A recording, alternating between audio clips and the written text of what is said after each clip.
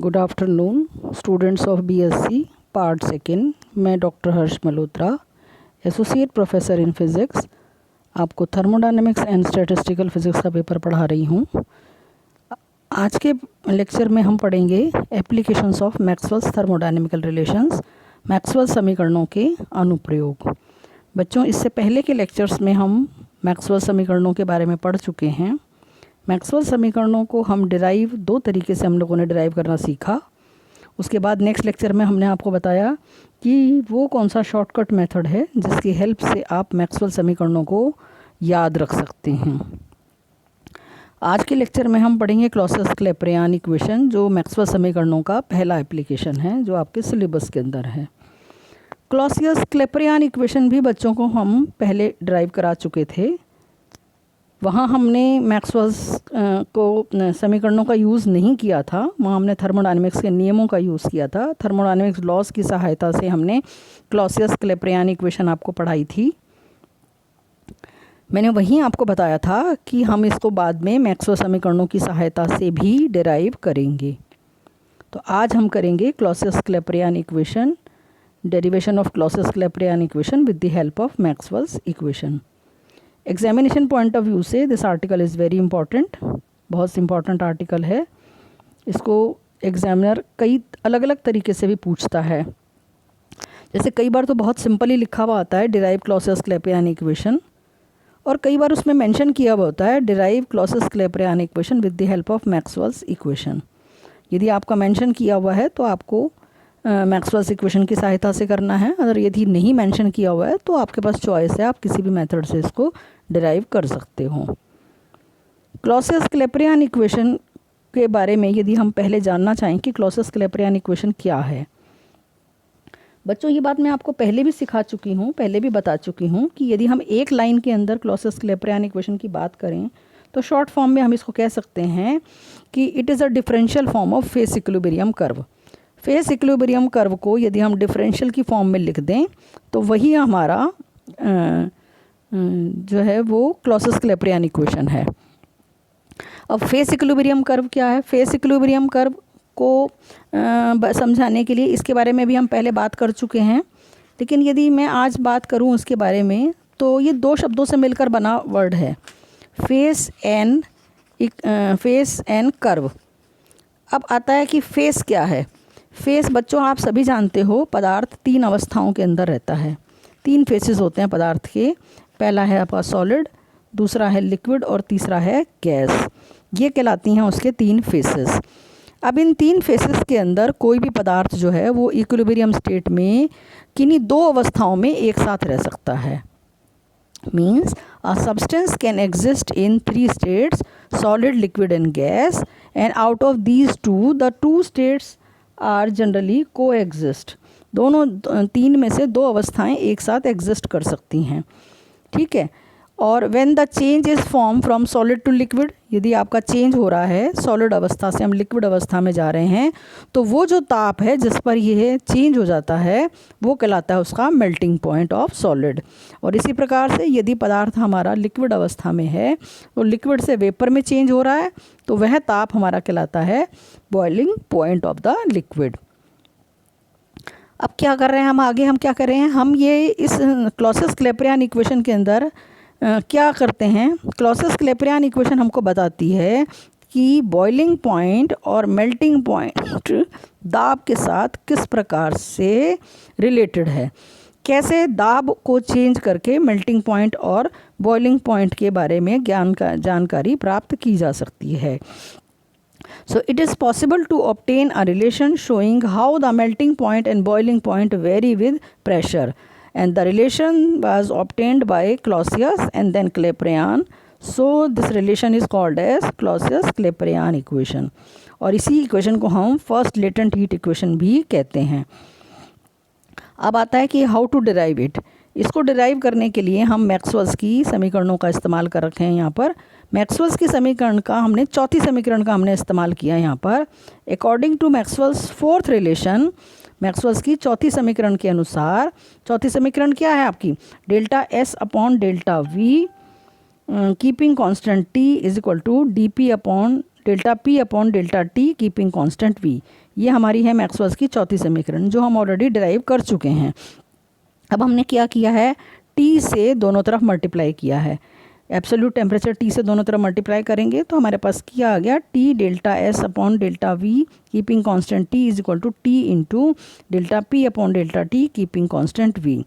Thermodynamics के दूसरे नियम के अनुसार आप जानते हो टी डी एस बराबर क्या होता है, डी क्यू। तो हमने ये जो टी है हमारा जो बाहर था इसको हमने वापस अंदर ले लिया है और ये बन गया टी डी एस जिसको हमने रख दिया D Q. So delta Q upon delta V keeping constant T is equal to T delta D P upon D T keeping constant V. अब यदि पदार्थ जो भी हम जिस भी फेस में था, जैसे सपोज लिक्विड की बात कर रहे हैं, लिक्विड में जब था पदार्थ, मान लें उस समय उसका वॉल्यूम V1 था, डी क्यू हीट देने के बाद उसका वॉल्यूम जो हो जाता है वो चेंज होकर V1 से V2 हो जाता है। सो डेल्टा V का मतलब है, यहाँ पर डेल्टा V का अर्थ क्या है, change in volume. So this can be written as, यदि हम लिक्विड से वेपर स्टेट में जा रहे हैं तो हम डी क्यू को क्यू ना लिखकर हम एल भी लिख सकते हैं, लेटेंट हीट भी लिख सकते हैं।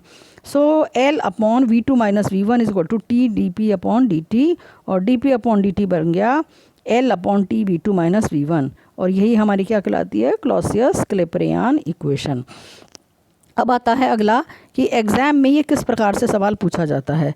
एग्ज़ाम में इसको एग्जामिनर पूछ सकता है आपसे कि how the effect of pressure on boiling point of the liquid and effect of pressure on melting point of the liquid, melting point of solid.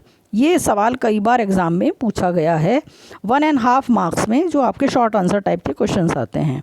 तो सबसे पहला रिजल्ट हमारा है, या कई बार एग्जामिनर पूछ भी लेता है, write the results of Clausius Clapeyron equation. Clausius Clapeyron equation लिखिए और उसके परिणामों की विवेचना कीजिए। इस प्रकार से भी कई बार एग्ज़ाम में एक क्वेश्चन आ चुका है। तो अब है पहला है आपका result, effect of pressure on boiling point of the liquid. When a liquid boils, यदि आपका कोई पदार्थ है वो लिक्विड अवस्था के अंदर है, किस अवस्था में है, वो लिक्विड में है। अब हमने उसको हीट दी, हीट देने के बाद वो लिक्विड से किस में चेंज हो रहा है, गैस में चेंज हो जाता है, यानी वेपर स्टेट में चेंज हो जाता है। तो then there is increase in its volume, उसका वॉल्यूम क्या हो जाता है, बढ़ जाता है। अब वॉल्यूम बढ़ रहा है, इसका मतलब V2 is greater than V1, means V2 minus V1 we will give this some positive quantity. If this comes out to be positive, then dP upon dt comes out to be positive, which means the boiling point of liquid rises with increase in pressure. अर्थात pressure को बढ़ाने से boiling point जो है वो liquid का वह भी बढ़ता जाएगा, क्योंकि इनके बीच में जो वैल्यू आ रही है वो कैसी आ रही है, आपकी पॉजिटिव आ रही है। अब है नेक्स्ट है effect of pressure on melting point. Melting point वाला जो पोर्शन है, इसमें हमने देखो अब बच्चों हमने एक चीज़ लिख रखी है, व्हेन अ सॉलिड मेल्ट्स, जब कोई ठोस पिघलता है, then there may be an increase in volume in certain substances like wax and sulphur. अर्थात इसका अर्थ क्या है, मे बी का अर्थ क्या है, the meaning of may be is कि जब कोई भी ठोस पिघलता है तो उसका वॉल्यूम यानी आयतन बढ़ भी सकता है और घट भी सकता है। ठीक है, अब यदि वो बढ़ रहा है, जैसे उदाहरण के लिए इसने ले रखा है वैक्स और सल्फ़र को, तो वैक्स और सल्फ़र में क्या हो रहा है, जैसे जैसे प्रेशर बढ़ेगा उसका आयतन भी बढ़ता चला जाएगा। Then V2 is greater than क्या आ गया आपके पास, V1 आ गया, किसके लिए, वैक्स और सल्फ़र के लिए। Then dP upon dt comes up to be positive. This means that melting point of such substances rises with increase in pressure, यानी मेल्टिंग पॉइंट है उस पदार्थ का वो बढ़ता जाएगा जैसे जैसे प्रेशर बढ़ता जाएगा। अब आते हैं हम इसके सेकंड पार्ट पर, but in certain cases certain substances ice, gallium and bismuth, आप इसको अंडरलाइन कर लीजिए बच्चों, इस पर कई बार एग्जाम में सवाल आ चुका है कि आइस में, गैलेनियम में और बिस्मिथ में क्या होता है। So in certain substances ice, gallium and bismuth, जैसे जैसे प्रेशर बढ़ेगा वॉल्यूम उसका कम होता चला जाएगा। So V2 minus V1 gives the minus decrease in volume, so V2 is less than V1, so dP upon dt comes out to be minus. This means melting point decreases with increase in pressure. अर्थात किसी भी ठोस का जो melting point है वो pressure के बढ़ने के साथ साथ कम होता जाता है। क्यों कम होता जाता है? क्योंकि उसका आयतन कम होता जा रहा है। आयतन कम होगा इसलिए उसका मेल्टिंग पॉइंट भी कम हो जाएगा, डिक्रीज़ हो जाएगा। ठीक है, तो ये है आपका आज का आर्टिकल क्लॉसियस-क्लैपेरियन इक्वेशन। तो क्लॉसियस-क्लैपेरियन इक्वेशन को बच्चों हमने दो तरीके से डिराइव करके दिखा दिया आपको। एंड नेक्स्ट आर्टिकल में हम मिलेंगे एक सेकेंड एप्लीकेशन के साथ, थर्मोडायनेमिक्स का, इसका मैक्सवेल्स इक्वेशन का जो सेकेंड एप्लीकेशन है वो हम नेक्स्ट आर्टिकल में करेंगे। तो ये था आपका आर्टिकल आज का क्लॉसियस-क्लैपेरियन इक्वेशन। इस पर आप मोस्ट इम्पॉर्टेंट लगा लीजिए, एग्ज़ाम में बहुत बार इस पर सवाल आ चुका है। 3 मार्क्स में भी पूछा गया है, 1.5 मार्क्स में भी ये सवाल कई बार एग्ज़ाम में पूछा गया है। ठीक है बच्चों, तो नेक्स्ट आर्टिकल पर हम फिर वापस मिलते हैं। Thank you.